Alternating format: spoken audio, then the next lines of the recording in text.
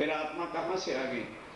ये ज्ञान जो लाया है, हमारे तक जो पहुंचा है, पार ब्रह्म की आत्माएं संसार को बता रही हैं, वो दुनिया वालों जिस पार ब्रह्म की तुम इंतजार कलयुग में कर रहे थे, वो करो मत, वो अपने समय के हिसाब से आ गए और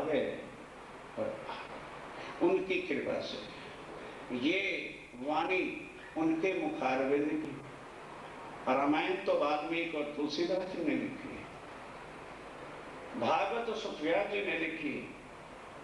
इस ग्रंथ को लिखने वाला या जो सिंहासन पे ग्रंथ हैं, पार ब्रह्म अक्षातीत पार पुरुष सच्चिदानंद स्वयं आकर के ये अपनी वाणी, और उस तन में जितना उन्होंने काम करना था किया, चले नहीं गए।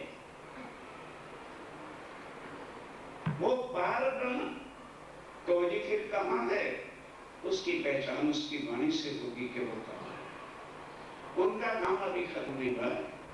उन्होंने अपनी भटकी हुई आत्माएं जो संसार में आके वो भी भूल गई, उनको ढूंढ ढूंढ के जगाना और सारे संसार को बताओ। दशम पातशाह से क्या कहा? वो दुनिया वालों भूले हो, तुम गुरु नानक देव जी को, हरकृष्ण जी को और सबको परमात्मा मानने बैठे। You are wrong. पार पुरुष का हूं मैं दासा, देखन आया खेल तमाशा।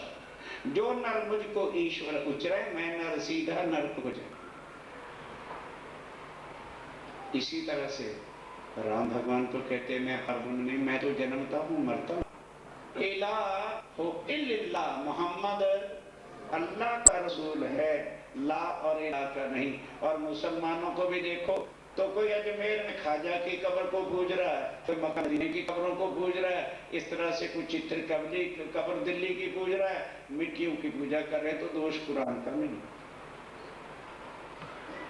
इसी तरह से भागवत के अंदर भागवत कथाएं आजकल बड़े जोर शोर से चल रही है, मुझे बड़ी खुशी है, पर लोग भागवत और रामायण को और इन चीजों को आज कमर्शियल बना बैठे,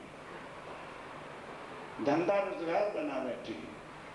क्या जब राजा परीक्षित ने कथा शुक्रताल में सुनी थी सुखदेव जी के मुखारविंद से, राजा था ना, कितना धन दिया था। भागवत मैंने भी पढ़ी, मैंने तो नहीं देखा कि भागवत सुनाने वाले इसको धंधा बना के 65,000 लेंगे जी, 1 लाख ले करो। गोविंद के गुण गाय के ताबे मांगत दान, धिक धिक पड़ोते मानवी जो बेचत हैं।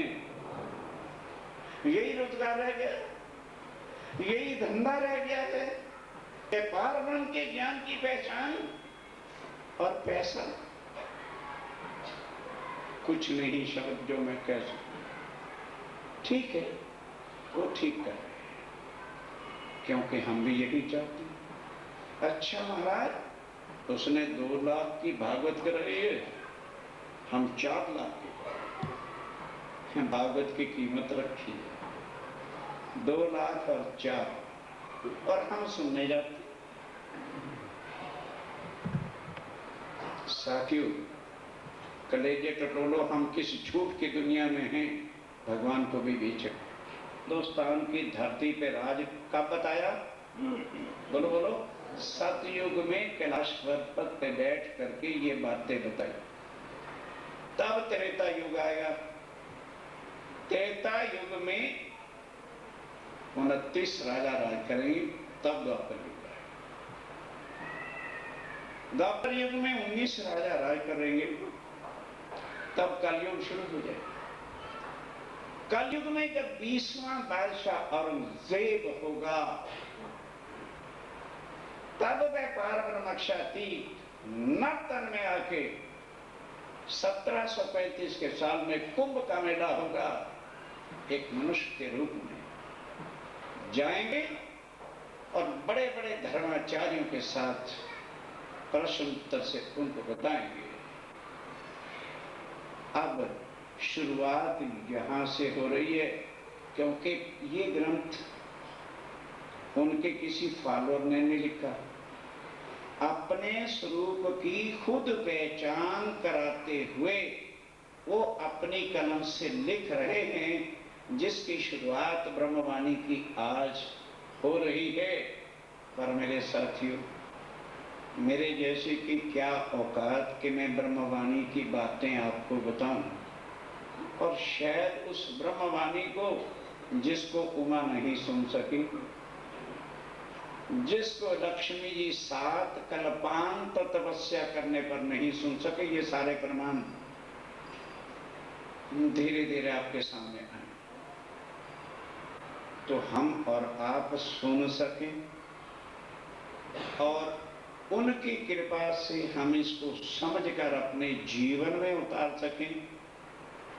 उसके वास्ते उनका तारतम्य ज्ञान जो अंधकार को मिटाकर आत्मा के अंदर पार ब्रह्म के ज्ञान के समझने की शक्ति रोशनी देता है, उसका पाठ केवल 2 बार हम सुंदर साथ मिलकर, अब जो कहेंगे जी हमने तो तारतम्य लिया, तो उनके पास जो भी मंत्र है, जो भी दीक्षा है, जिस भी इष्ट को वो मानते हैं, अपने को सुमरण करेंगे।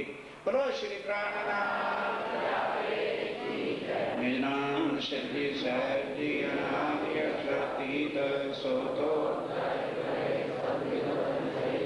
श्री श्याम सत्य सरासर सुख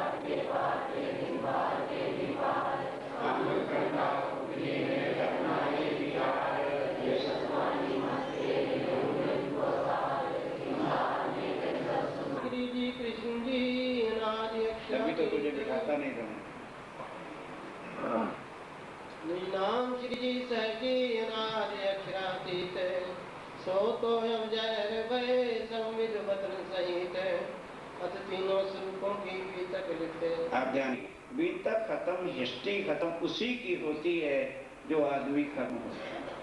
और जिनकी लीला अभी चल रही है, ये इस समय ब्रह्म लीला का आखिरी कदम है। अब कोई धर्म तो नहीं कह रहा, सारी दुनिया चिल्ला उठी है ना कि 2000 साल में दुनिया खत्म हो रही। जो मुल्क नास्तिक थे वो भी कह रहे, हर धर्म वाले अनुमान से कह रहे हैं, नास्तिक भी कह रहे हैं यार हाँ कुछ लगता तो है। और उधर कुरान में क्या लिखा है, आवाज़े खलक नकारा खुदा। जो दुनिया की आवाज होती है वही परमात्मा किया करता